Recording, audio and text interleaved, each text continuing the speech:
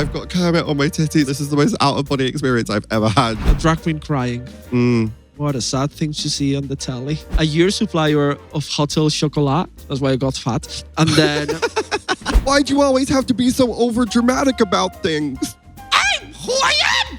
Why can't you accept that's about me?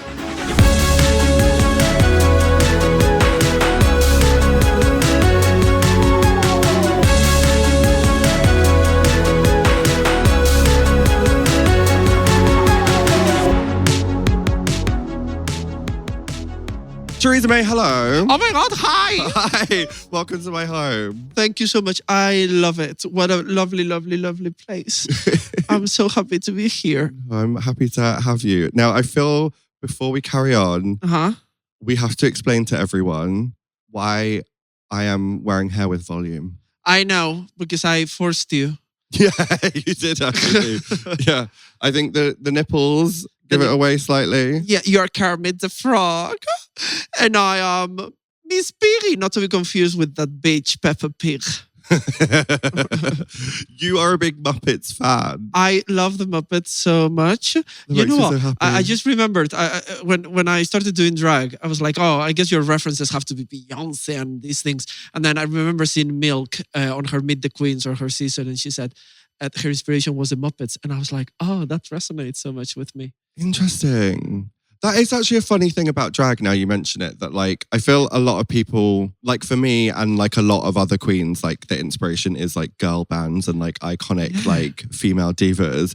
But for you it's literally like the Muppets, the Simpsons. Yeah, like, I like being a big cartoon character, a little slutty one, you know. That's that's why I wear so much color. Rarely you'll see me on a black dress or a brown or a white or a beige. Like I'm normally like very explosive, like orange, green, pink. Thank you for letting me borrow this dress, by the way. No, thank you for letting me borrow this wig, this earring, and also these nipple tassels. I just happen to have a lot of Muppets related stuff.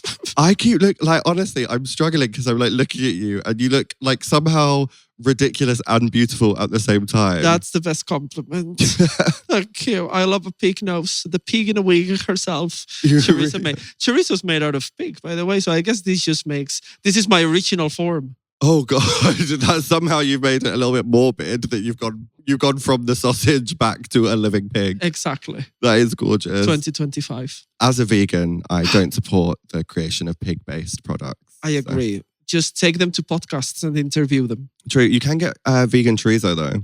Is it good? Well, no. But well, the thing with sausages, it's such processed food anyway. Yeah. You get away with it. And the chorizo, the thing that gives it the flavor is the spices. Talking about chorizo and pigs dressed as Miss Piggy, this is a bit ridiculous. It's honestly, I keep looking at you and I'm like trying to look at your eyes because like that's me talking to my friend. But then every time I keep just catching like the ears or the nose and I just like can't refocus my brain. Thank you. It's so iconic. You like my contour? Yes, gorgeous. The blush is stunning. Thank you. What number would you do as Miss Piggy? I have it and I haven't been able to do it. So I'm gutted about this. Years ago, me, Anubis, and Blue Romantic were meant to do a Christmas Muppet show. And Blue was going to be Gonzo and Anubis was going to be Kermit. And like with that outfit, I can't remember who made it, but Lady Gaga wore it like it was an outfit made out of plushies of Kermit. Yes. She was going to do something like that. And we were going to do this Christmas show, but then it was the time when Omicron, that variant of COVID came. And then it got cancelled. So I have the nose. This is the first time. I've had this for years and the wig and everything. Well, the wig I've worn before. But I have like a mega mix of all Christmas songs sung by Miss Piggy, mixed with the Macarena, also sung by Miss Piggy. Wait, she did a real cover of the Macarena? It's on Spotify. I recommend you go listen. She goes, hi. It's great. It's very funny. You've got a Miss Piggy mega mix ready to go. Yeah. And then I was going to do Animal as well as a little drummer boy and then mixed into some like crazy drums. I don't understand. And like, I'm not one to like slay any other form of drag. All drag is valid. Not all drag is good, but all drag is valid. But I don't know. If I was booking a show, nothing would possess me when presented with the option of girl doing Sabrina Carpenter and a jump split or a Miss Piggy Christmas mega mix medley, including the Macarena with a pig nose, the choice is clear. The choice is very clear. Yeah. And you know what's happened? Normally, I take Christmas off. So since then, I have not really worked in Christmas. So I have not been able to do it. But I think this Christmas is going to be the year that I do it. Treat yourself. I take Christmas off, not by choice. I just don't get booked enough. It's very sad for me. No, that is iconic. I want to see that show. I think you should do it. I think the world deserves to see you as Miss Thank Piggy. you. What character would you play from the Muppets? From the Muppets. See, I must confess, I don't know the Muppets as well as you. Okay. But I don't know if you remember, I had a bit of a phase where I dyed my hair ginger. So out of drag, I looked exactly like Beaker. Like, is he the one who just goes? Yeah. Yeah, that's exactly who I look like. The one that is with the doctor, scientist guy. Yeah, It was like this. I would love that for you. that's exactly who I look And like. you should sing a song just doing that noise. That is how I sing live anyway. I love that. I could see you as Pepe as well. He's Spanish. He's from Malaga. Oh, the one with the arms. He's the prawn. Oh, he's the prawn. Yeah. Animal's the one with the arms. Yeah. Yeah. Yeah. Animal is quite good as well. Pepe the prawn. Okay. And sorry, Animal's hair is ostrich feathers. Is it? Not a vegan. Yeah.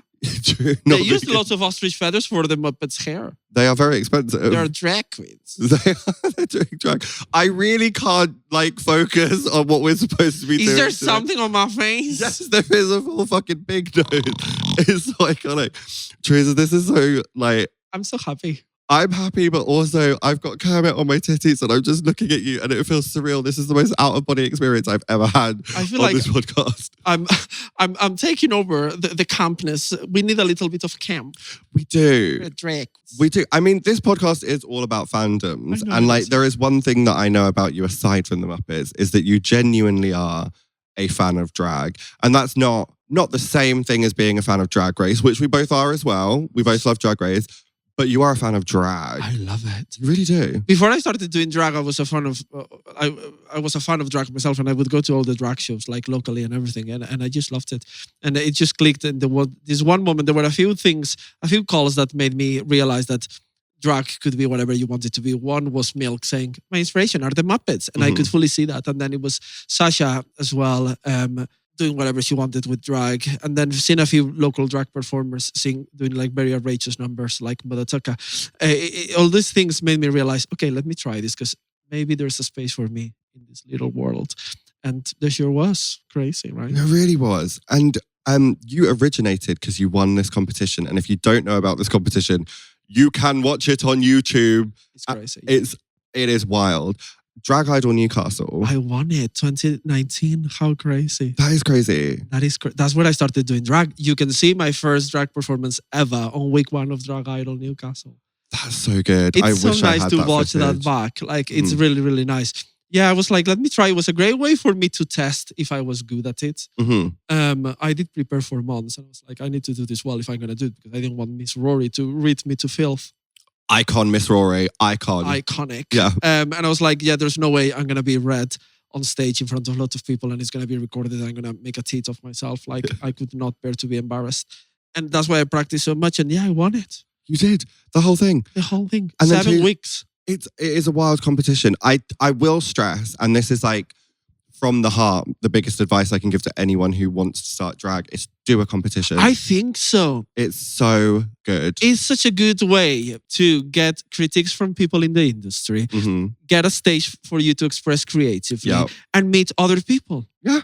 It's incredible. And the stakes are high because people are going to critique you. So it's not like it's not like your friends are visiting and they're going to applaud whatever you do. No, you have to do good. Yeah. So, I mean, obviously it depends what you want to do with your drag, because some people are like Instagram makeup baddies and all of that kind of thing. Honestly, yeah. But like, if you want to perform, it's so good. You learn from the host, from the judges' critiques, all of that kind of thing. But better than that, you literally meet people who book shows. Yeah, like queens from that competition. Yeah, that's a very good point as well. Like it's a great platform for people to see it. Like, from doing that competition, I have not stopped doing drag since then. No, I mean, it took you, 2 years to go from that to Drag Race? Yeah, which is kind of crazy. Yeah. I was doing drag for 2 years and a half when I filmed. Baby. It's crazy, isn't it? Your season, I remember thinking, the way that I looked at it, this sounds so patronizing, I'm so sorry, but the band S Club 7, started a group called S Club Juniors. Okay. And I was like, my season feels like S Club 7 and your S Club Juniors. Because like Kitty was like the old woman of the group because she'd been doing drag for like 5 years. I know. Or no, actually Kitty had been doing it for longer than that. Yeah, no, but it didn't feel like there was no one that had been doing it for 10 years. Yeah. You know, Crystal had been doing drag longer than I have. And she was 19. Yeah, because she started in utero. Yeah, like, you know what I mean? Like, it was crazy like that. Maybe Veronica was the one that had been doing it for the longest.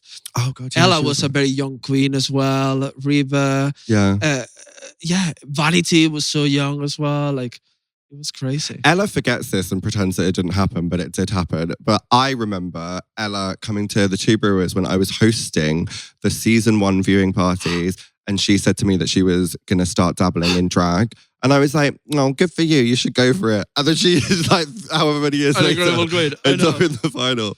Like, I didn't really say it like that. I was very encouraging, of course. But I get it. No, well, there's people as well who have all this artistry background. Like Anya Nerve has not been doing drag for that long, but she's been an artist and on stage for such a long time. And then it just makes sense. You know, it just makes sense that they start doing drag and they shine. It does. Like, bringing so much of yourself to the table of drag and like understanding, as you said, that you can use like what your passion is. And like for me, truly, it was like basically Eurovision and girl groups. Yeah. So that's like all I've done afterwards. But it's great, isn't it? Because drag does open some doors. I see it as a catalyst. Like it does, you put some energy into it and then it just disperses into all these different opportunities that maybe we were not confident enough or didn't see the way to get through them. And that's gorgeous. Like, we've done so much stuff with Eurovision and all these things that you are passionate about. It's wonderful. Like when I first started drag, in fact, was a competition also called Drag Idol. Oh my God, yes, but the national one, yeah. Yeah, which is not as good as Drag Idol. You were Newcastle. a finalist, or did you win? No, so my year, there was a top 4 and there was like 3 people who went straight through and then there was a vote to see who would be the 4th person. Okay.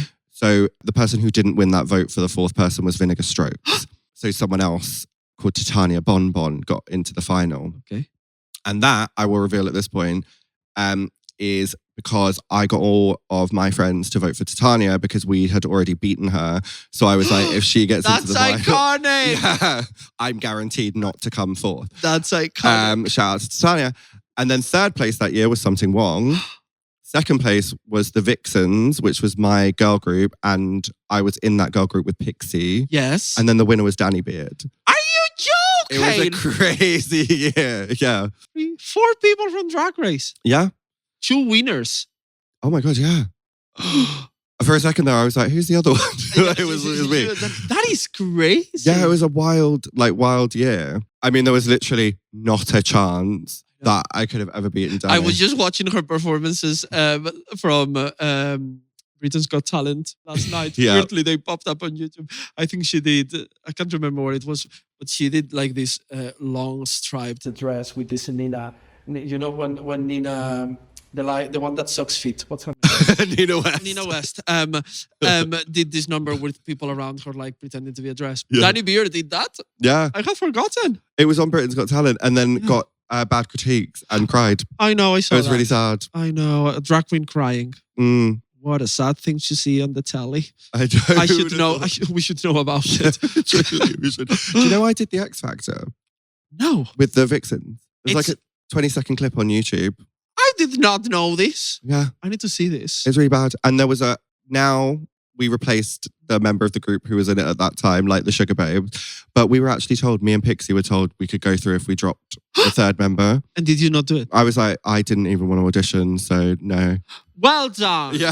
That's the tea. And then fast forward and we replaced that member anyway. And 2 of us have now been on a different reality show. So that is hysterical. Crazy. The only TV show in the UK that I did before Drag Race was Celebability. Fierce. Was it ITV 16 or something like that? And you know what's funny?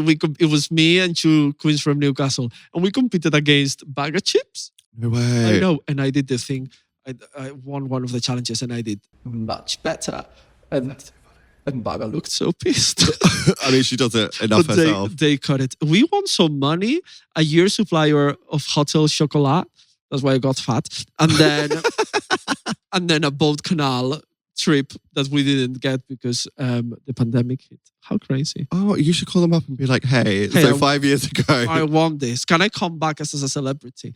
It was a random. That would actually be quite a fierce story if you like returned. a full circle. That is wild. Do you know, I'm actually obsessed with reality TV. So like, you telling me all this kind of stuff is like fascinating. But I made the decision that if I didn't get on series 2 of Drag Race, I was going to apply to The Apprentice. The Apprentice? Yeah. Isn't that about being a company owner? Yeah. What company did you want to have? I wanted to do like touring theatre, but I was going to pitch to Lord Sugar about opening, you can have this if you want, about opening versatile performance spaces. Okay. So like any space that exists can become like a rehearsal room, a dance studio, a performance space that you can sell tickets for. Like it doesn't matter. Just having really versatile spaces that you can pull out the mirrors and suddenly you can do ballet. You can pull out the chairs and suddenly it's a ticketed venue. That's very cool. Yeah. You know, Lord Sugar sent me a letter when Brexit was about to happen, recommending me to vote stay. And I was like, Diva, I'm an immigrant. I can't vote. But appreciate it, Lord Sugar. That's so funny.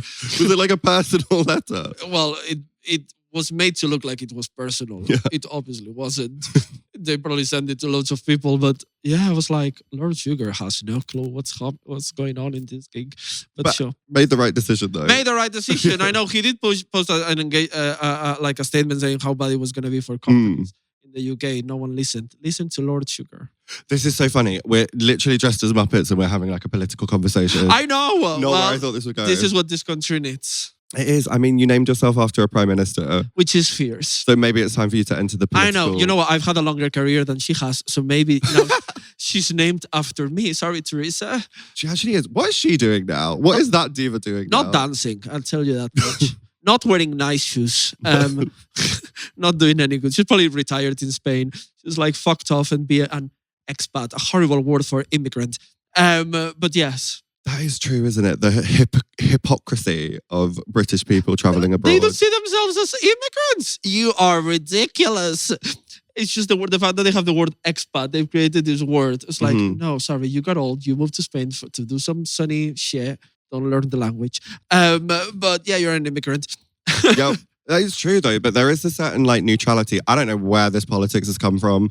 We'll talk about like cartoons in a second. Yeah. But like there is a deliberate neutrality that has been designed for British and American culture because it others everyone else. Yeah. So when people say like, oh, you know, British food is basic or white people have no culture or like there's no such thing as like American culture, like that's not true. It's deliberate neutrality so that is seen as the baseline. Yeah. And everything else that deviates from that is weird. Absolutely. So coming into America or coming into Britain, you are an immigrant. British people or Americans moving to other places, expat. Different language. Absolutely not. You're an immigrant. And just so you know, everyone views you as such. Good for you. People don't have such a bad view of being an immigrant in other countries. That maybe you're doing this one. So... fierce. And that is what we're posting on socials because right now we need to be more politically engaged than ever.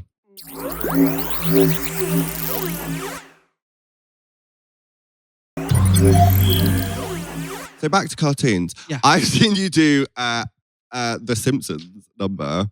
And you literally wore a Simpsons outfit on Versus the World. I love the Simpsons so much. You know, it was the comfort zone. Like every Saturday, they would put it during the day, like a couple episodes, and I would just watch it stop. It's very engraved in Spanish culture for some reason. It's part of loads of like kids of my generation. It's like part of our childhood. Oh, interesting. I love The Simpsons. I watch it religiously. When I don't know what to watch, I go to Disney Plus and watch the Halloween editions, like the Treehouse of Horrors. Treehouse of Horror. I wasn't sure how it was called I watched it in Spanish, which is funny, but which is not because I am Spanish, in fact. Yeah, I forgot. But yeah, I love them. I love The Simpsons so much. Sorry, I'm readjusting my nose. Call it a nose job. I love it so much. But the reason I started doing Simpsons drag, you know why it was? Why? I was going to perform in Madrid for the first time ever. After having done drag in the UK for a year. And all my friends from town were coming. And it was going to be a very gay kakirikakika gig. It was Bible Girl and Pearl as the headliners. And it was me and Killer Queen. as the supports. Right. And we were there, and I was like, it's going to be a very gay gig. My group of friends, it's mostly straight. They are my childhood friends. Right.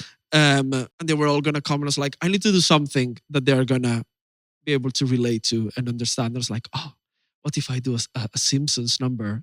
We all love the Simpsons, so they love that. So I did. That's the first time that I did my Marge Simpson reveal Chanel suit number. Yeah. And they loved it so much, which was nice. And then I kept doing it. I kept upgrading the costume.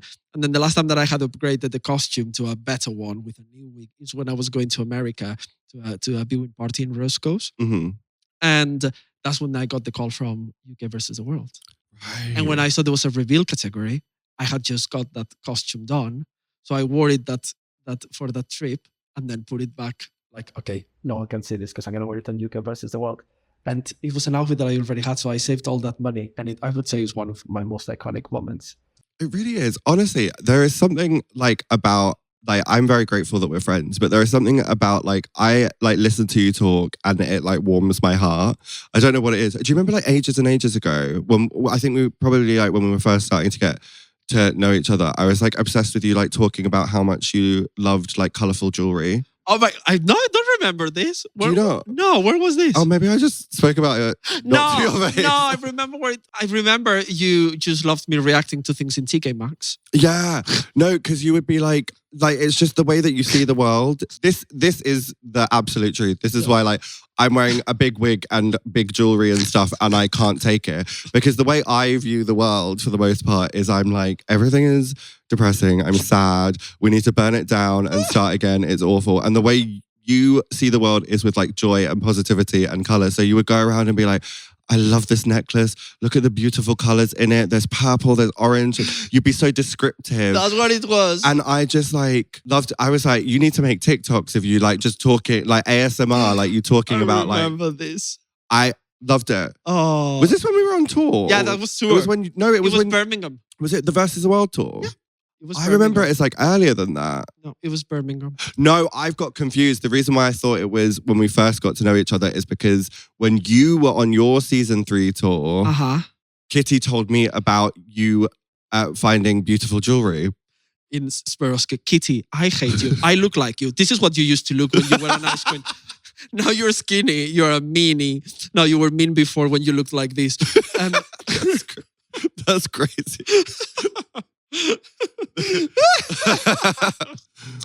Anyway,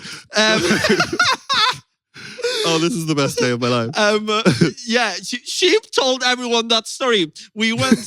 I can't remember what it was, but it was this outlet place, and we went shopping, and it was all these fancy shops, and I went to Swarovski, and there was all this big drag jewelry that I bought, and it was so gorgeous. And I was doing an unboxing and showing everyone, being like, oh, I love it. Next thing I know, I go back to the bus and everyone that wasn't there, everyone was like, oh, Choriza, show us what you got from Swarovski. And I was like, what's this sudden interest? Kitty had told everyone about my reaction. And she's kept telling everyone from every fucking season. And every time Kitty sees a Swarovski shop, she will send me a selfie with her hand going like this. I love her. I love her. So, but that is the moment that I clued on to how full of joy and positivity you are. And it just makes me so happy and it warms my heart. And the way that you talk about wearing color and I don't know what has happened because this was meant to be us talking about your fandoms, but it's turned into me just giving a CV of reasons of why Choriza's the best person in the world. But just so much joy. And we need more of that in the world. Absolutely. No, but I love it. You have to choose the things that you like and realize them and appreciate them and just find joy in little things. Don't wait for the big moments and the big goals to come true. Enjoy every little bit of the moment, and that's how I carry my whole career and my life. So yeah, it's fun.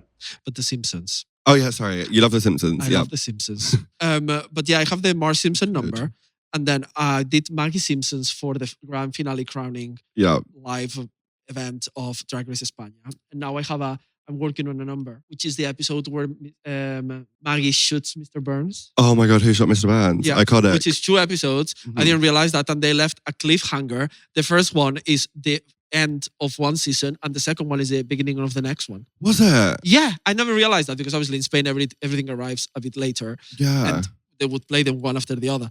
But no, I didn't realize that. And then, Oh, that would have been the same in the UK as well, actually. Yeah. How crazy, right? Cliffhangers in cartoons. Would never happen now. I love it. And then I have I already know What I'm gonna wear as my new character. Well, I have a Patty and Selma look as well. I do the two of them, and I do a number about smoking. And then I have a photo shoot that I haven't released where I do the whole family. I do Lisa, Bart, and everyone. Oh. I know. I need to release it. Wait, have you done a Homer look? Yeah. It's hysterical. Drop the photos. I know, it's hysterical. I'll show you. I have like the foot. I filmed lots of TikToks. I just never. You know why? I'm gonna tell you why I didn't release it. Tell us. Because pictures on Instagram now do shit. And my engagement was not being great. And I was like, this is too iconic. If it's not going to get any attention, I will wait for the right moment. And then, you wait, and I haven't posted them. But I have a picture on the sofa of me as all the characters.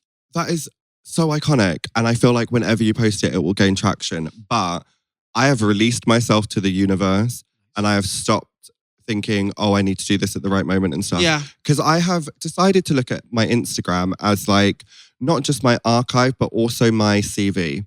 That's great. And like, if I don't post anything, then I'm not going to like book the job I want, or people aren't going to know what I'm like aspiring to or like what I'm dreaming for. So now I'm just like, here's another picture of me wearing a different Six the Musical costume. You don't have to love it. I loved it. I do be with like that now. But at the time, there's so much pressure when the season is on. But what I'm going to do, if there is a new drag con, which at the moment we don't know if there's going to be, I want to do the Simpsons booth and I will release the picture then, and then I'll sell it as a print. Would it be like the sofa? Yeah. Oh my God, you have to do that. Like the people who does my set, Lucy. Hi, Lucy. I love you. Hey, Lucy. They were like, oh, we need to book Two booths, and then one can be the kitchen and the other one can be the living room. I was like, okay, budget, I'll get a sponsor. That is so iconic. You have to do it if DragCon comes back. If DragCon is not coming back to the UK, then I have a pitch for Lord Sugar about a money-making scheme of a drag convention. Choriza, producer Poppy is lurking, which means we have come to the end of the episode. Oh my gosh! Which is wild. This could last 5 hours. This is basically, we've just had a FaceTime because literally, this is we've had video calls longer than this. Literally. But before we go, as you know, at the end of every episode, we like to do a scene. Yes. And I have a feeling. The feeling I have is like I have one hat in my mouth. What's green and smells like bacon? I don't know. Kermit's fingers. Choriza May. You're lucky this is not a family show. What is green and smells like bacon? That's so funny. I have a feeling you've chosen a scene from the Muppets. Miss Baby J yes, Miss has chosen, and Miss Producer Poppy has presented us from the Muppets movie. Yay! We're going to have to try and do the voices. Yeah, that's fine. Hermit, is that how he's... and as if like magic. Okay, and scene. Kermit! Oh, come! Gimme! Wait, what am I doing? I promised myself I'd never go back. I'm a woman. I'm strong. You must leave at once, okay? Kermit, I can't remember. No, wait, Miss Piggy, the Muppet Studios are in danger. In danger? We need to do No, I've lost it. Kermit, we need to do the Muppet Show again. We need you. Oh, before I decide anything, I need to talk with you, frog. What? I talk alone. Times we were together, I said some things I regret. No, Kermit. You were just being honest. You never intended to marry me. Not even after I built this house where we could raise tadpoles and live all together. Well, what? I didn't think about holding a microphone and a puppet, and now I can't scroll. I think I might be able to do it with Kermit's nose. Well, who do you think's been looking after that house all these years? Huh? Why do you always have to... This is insane behavior. Piggy, why do you always have to be so overdramatic about things? You know, it leaves me no choice but to do things that hurt you. This is deep. I'm who I am. Why can't you accept that's about me? Look, this is not about you and me. It's never about you and me, is it? It's always we. We this, we that. We need you. You can't even say I need you, can you? Piggy, I'm sorry, Kermit, but I have a life here. A life I've made for myself. Piggy! Just remember, Kermit, I cannot be replaced. And scene. I had no idea the Muppets were so deep. Me neither. I thought it was about pigs and whales fucking frogs. But that was a very emotional scene that we just did, Miss Piggy. I know. I didn't know porks and pigs could cry. I feel sad now. I'm a vegan. Veganie bumbulash is how they call it these days. That's so true. Choriza May, thank you so. I can't do the voice. Choriza, thank you so. I will. These are yours, so I will take it off gently. Respectfully. And place it. I will do it respectfully. Wait, give it to me. Okay. Disappeared in Where it's meant to be. in your pork chop. Enjoy the bacon. Hiya! That's funny. You know why she hits people like Hiya! like a karate move? Because it's a pork chop. How crazy is that, right? That I is know. actually so good. It's so clever. I think you actually just fully need your own podcast talking specifically about this. Yes. You do have your own podcast with a rancher, The of rancher, course. yes. Which I do sometimes listen to, but it's all in Spanish, so I don't really understand everything. I know. Well, I listen to it and I don't understand everything here, if I'm honest, but I love being here. Oh no, thank you for coming. And I'm obsessed with you. That's it. the feeling That's is all. mutual. I'm glad that we were able to share and I could just explain to everyone how like genuinely full of joy and good energy you are at all times. It's nice that people get to see us doing things together. There is not a competition because we are actually friends. So people get to see us just chatting, what we normally would chat about. Yeah, exactly. Love that. Love you. Oh, I found another bit of my Drag Race diary from UK versus the World. What did it say? I will tell you another time. Yay! Thank you for joining us on the Final Frontier. Hiya! Hiya!